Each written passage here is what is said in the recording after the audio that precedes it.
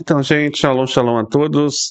Estamos iniciando então nossa aula de número 2 da disciplina Gesel 3. Essa disciplina vai ter um total de 6 aulas que serão lecionadas todas as quartas e quintas-feiras às 9 horas da noite. Com exceção, é claro, das quartas, onde tem aula do Rav Yaakov, então ela começa após a aula do Rav Yaakov. No caso, está começando agora, exatamente por conta disso. Né? A aula do Rav ela termina lá para as 9 horas e 15 minutos, e já são 9h30, exatamente. Então, por conta disso, nós estamos iniciando nossa aula mais tarde um pouquinho, às quartas-feiras. Na quinta, 9 horas em ponto. Nas quartas, 9h30, ok? Bem, então, como nós falamos anteriormente, essas ramificações de Gesel, ou seja, da ramificação número 18, né? Da ramificação número 18 para frente, essas ramificações elas foram listadas por quem? Pelo Narmanides. Quando? O Narmanides ele vai então dizer que todas as leis entre o ser humano e seu próximo entram na lei de Dinim, de julgamentos, ou seja, os juízes, tribunais devem julgar todo tipo de dano entre o ser humano e o próximo. Logo, qualquer tipo de dano também entra dentro das leis de roubo. Roubo em si não é somente roubar objetos. Roubo em si também é roubar a dignidade de alguém. É roubar o emocional, a saúde emocional de alguém. É roubar até mesmo a se aproveitar dos sentimentos da outra pessoa. Então, essa ramificação ela vai listar exatamente essa proibição, que é a proibição de seduzir uma donzela. Ou seja, que tipo de sedução aqui nós estamos falando? Estamos falando, logicamente, de um tipo de sedução abusiva, no qual a pessoa vai se aproveitar da ingenuidade da outra, vai fazer promessas que nunca serão cumpridas, somente para quê? Somente para ter uma relação íntima com aquela pessoa, e depois daquela relação íntima, ele praticamente abandona aquela pessoa. Logicamente, essa ramificação. Logicamente, também essa ramificação, ela vai proibir o quê? Ela também vai proibir toda forma de abuso, tá? Toda forma de abuso e também é proibido, totalmente proibido qualquer tipo de estupro ou violação, tá? Ou violação. Está lá em Êxodo capítulo 22, versículo 15. Êxodo 22, versículo 15. Se um homem seduzir uma donzela, se um homem seduzir uma donzela. Bem, o que se aprende daqui? Aqui a proibição em si é de um homem que seduz uma mulher solteira para ter relações consentidas, ele receberia punição desde que, no momento do ato, primeiro, essa pessoa fosse menor de idade. Entendeu? É a primeira coisa. Segundo, no momento do ato, essa pessoa ela também fosse, porque ela também fosse virgem, exatamente. Então, ele receberia por si só uma pena capital por conta disso.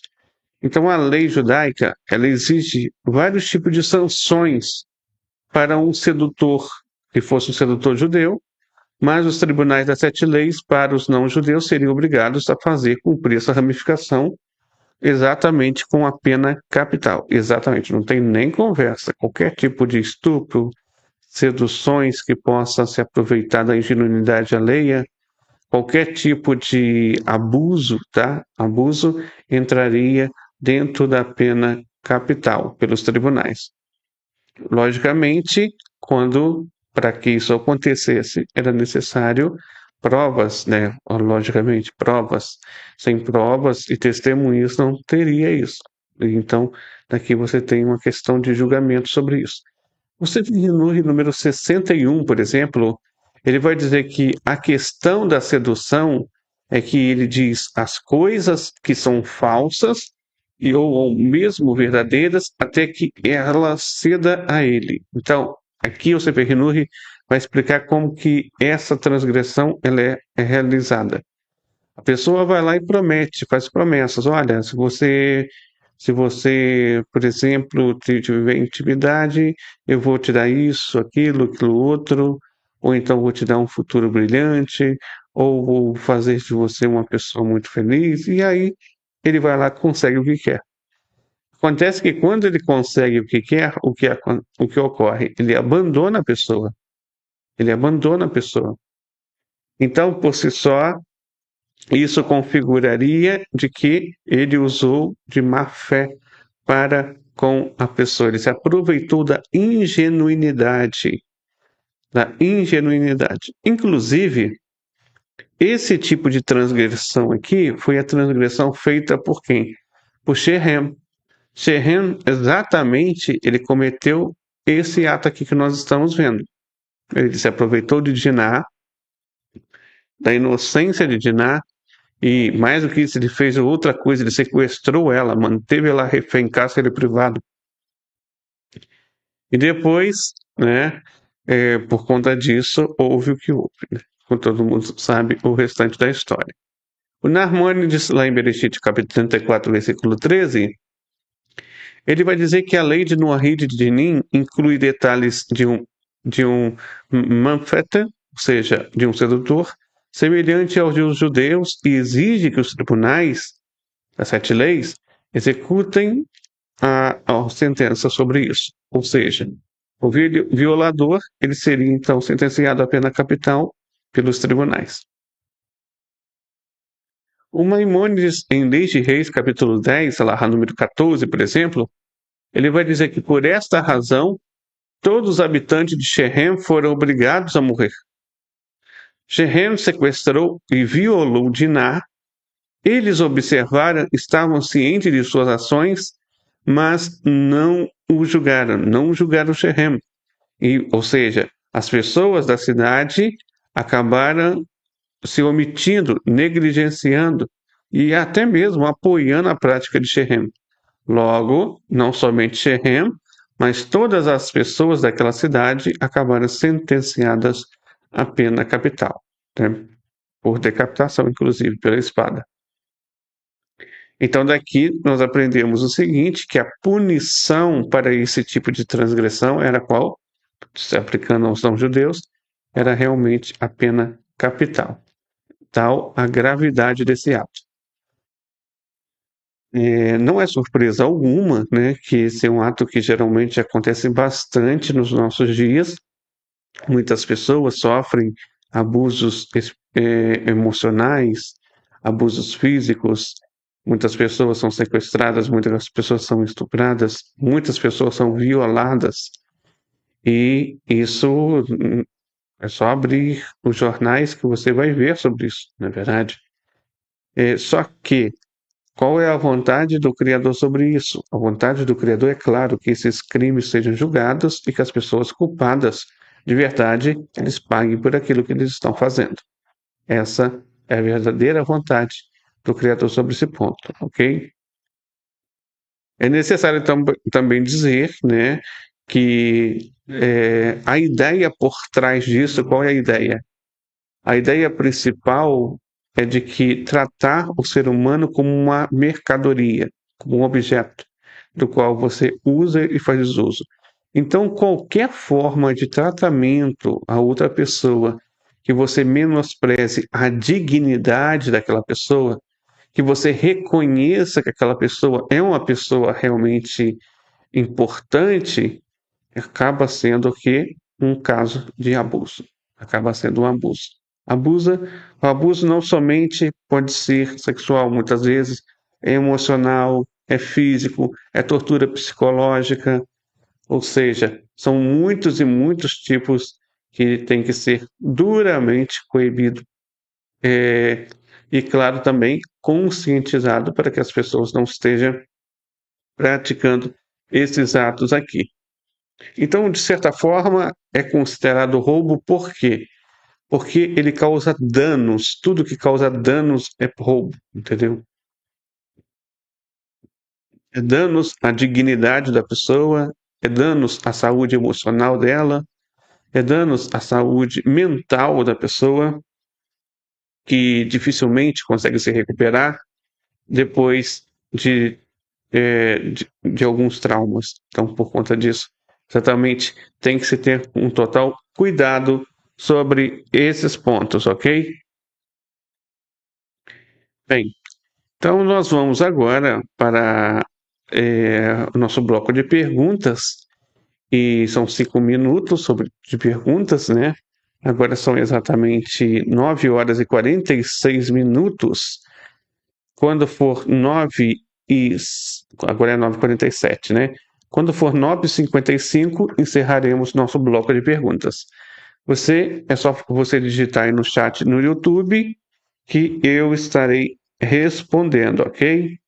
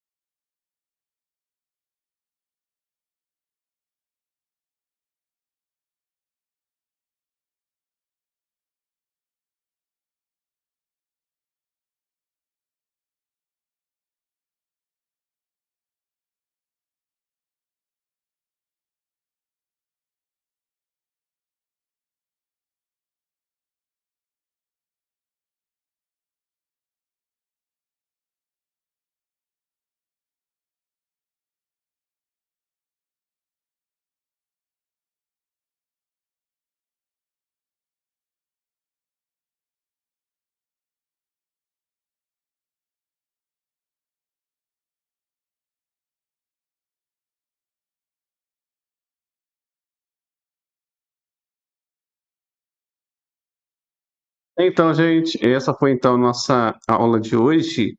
E na aula de hoje nós aprendemos na ramificação número 18 a respeito da proibição de seduzir uma donzela. Vimos que essa ramificação foi listada pelo Narmanides, e a proibição aqui é de um homem seduzir uma mulher solteira para ter relações consentidas, que receberia punição, desde que, no momento do ato, ela fosse, primeiro, menor de idade, segundo, no momento do ato, ela fosse virgem. Então, a lei judaica, ela exige várias sanções para um sedutor, mas os tribunais das sete leis, ela obriga a fazer cumprir essa ramificação com a própria pena capital. O Sefer Hinur, número 61, vai comprovar isso. O comentário do Narmanides sobre Bereshit 34:13 também. E o Maimônides em Leis de Reis, capítulo de número 10 e alahá número 14. Então, essa foi a nossa aula de hoje. Amanhã estamos de volta com a aula de número 3, ok? Amanhã, aula de número 3, 9 horas da noite. Shalom, shalom a todos, que a Hashem possa dar muitas bênçãos a todos vocês.